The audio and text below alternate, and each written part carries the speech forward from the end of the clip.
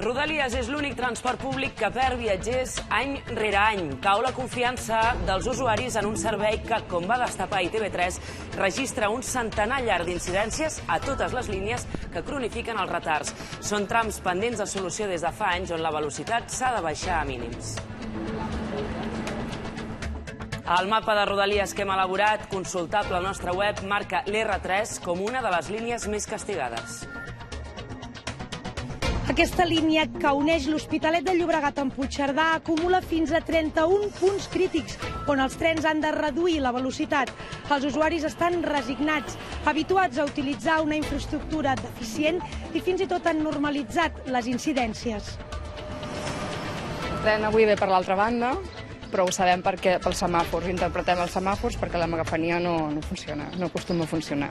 No, els dies de cada dia, de dilluns a divendres, que hi ha més circulació, via única, és impossible que compleixi l'horari. Bon dia. Rodalies perd usuaris de manera sostinguda des de fa una dècada. Han perdut la confiança en un servei reiteradament deficient, en bona part perquè, com els vam informar ahir en exclusiva, hi ha fins a 126 incidències a la xarxa ferroviària catalana que estan pendents de reparació, algunes des de fa anys. Sí, tot i que en l'última dècada l'ús del transport públic a l'àrea de Barcelona augmenta, el de Rodalies cau. En una dècada ha perdut 10 milions de viatges l'any. I una comparació il·lustrativa. La línia R3 la coneix l'Hospitalet de Llobregat i Puigcerdà a la Tor de Querol. Té els mateixos passatgers que l'any 1980. De fet, és la línia més perjudicada en el mapa d'incidències que posa al descobert la falta d'inversió de DIF i que obliguen a alentir el pas dels trens i, per tant, sumen minuts de retard. L'Àgata Fàbregas és a Figaró, al pas de la línia 3, que té un retard mínim assegurat, Àgata, de 16 minuts, oi? Sí, així és. Tots els trens que passen per aquesta línia, per la R3, podrien arribar com a mínim cada dia un quart d'hora abans a les seves destinacions. Un retard que està ja tan normalitzat que fins i tot està contemplat en els horaris que elabora Renfe. I és que, com dèieu, aquesta línia, la R3, és la que acumula més punts crítics, fins a 31 punts pendents de ser reparats i on els maquinistes es veuen obligats a reduir la velocitat. Per exemple, aquí, al Figaró, a l'estació del Figaró, un senyal indica als maquinistes que han de reduir la velocitat a 85 km per hora, però és que just abans d'arribar a la següent estació, un altre senyal els fa reduir la velocitat, aquesta vegada a 60. A la R3 les incerteses comencen abans de pujar al tren. El tren avui ve per l'altra banda, però ho sabem perquè pels semàfors. Interpretem els semàfors perquè la megafonia no funciona, no acostuma a funcionar. I cada dia esteu així, pendents amb cada tren? Sí, cada dia. Sí. I fem queixes, però no ens responen. Per als qui fan el viatge diari entre la Garriga i Barcelona, poc més de 30 quilòmetres, el trajecte és una cursa d'obstacles que dificulta la vida personal i laboral. He pogut arribar una mica a un acord de poder dies treballar des de casa, perquè si no, estar cada dia a les 9 a la feina és impossible. De fet, ja baixo una mica més tard, perquè si no, hauria d'aixecar-me una hora abans. Va tard el tren? Avui, Migui, ha de passar a les 57, són 7 minuts. Va tard el tren? Jo no l'he vist mai, això que fa 10 anys o més, 12, que faig aquesta línia. Circular amb la R3 s'ha convertit en una aventura diària. Els usuaris s'han adaptat a la força a la deficiència del servei. Perquè diuen que aquest és més... que va més de pressa, que surt més aviat que aquest. Ens hem acabat tots a Catalunya, jo no sé ara què fer. Vaig a provar a veure, no sé.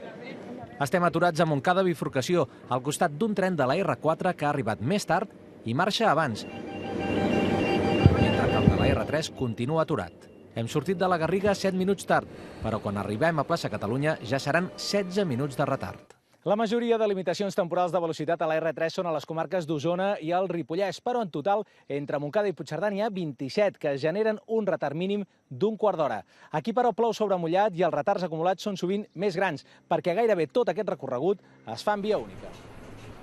Evidentment, amb una doble via aniríem millor, però hi ha inversions molt petites que farien que la línia millorés molt.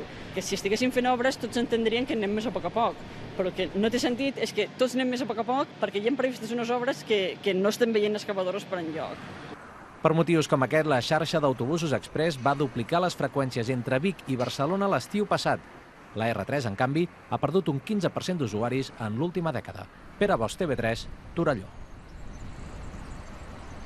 Creuant i posant sobre el terreny totes les dades registrades per Adif, hem construït un mapa detallat de les incidències de Rodalies. El mapa del servei real a Catalunya. Un mapa interactiu que poden consultar al nostre web.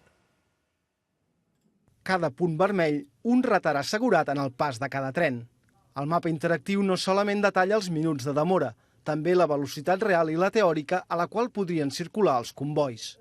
A Tarragona, per exemple, els trens circulen a 10 km per hora, quan en condicions òptimes podrien anar a 140. Per a cada punt conflictiu s'indica des de quan està pendent de resoldre's. Al Carràs, per exemple, l'estat del terraplè no és l'adequat des del 2005. Tots els punts vermells d'un mateix tram impliquen retards que s'acumulen.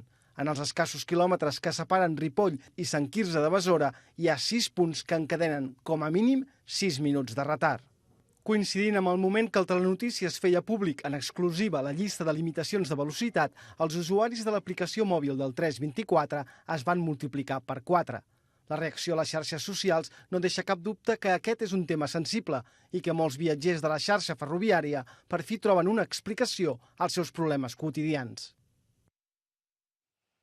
Davant de tot aquest panorama, la Generalitat ha decidit iniciar els tràmits per portar Adif als tribunals. El govern diu que és l'últim recurs que queda davant del que considera la deixadesa reiterada i negligent d'Adif. Ara els hem presentat un requeriment previ per tal de poder presentar un contenciós administratiu davant de l'Audiència Nacional en els següents termes. És a dir, Adif impossibilita que les competències de la Generalitat de Catalunya sobre ferrocarrils puguin ser operatives. El mapa d'incidències que hem elaborat demostra que hi ha avaries que fa anys que s'arrosseguen. Per això els partits catalans, en campanya, polemitzen sobre qui és responsable de les deficiències del servei. Uns posen l'accent en la falta de seguretat, el Partit Popular, mentre que Esquerra i Convergència i En Comú Podem assenyalen la falta d'inversió del govern espanyol. I de la mà de Susana Díez també entra en campanya el discurs anticatalanista. Per partida doble, doncs, Catalunya és el centre del debat.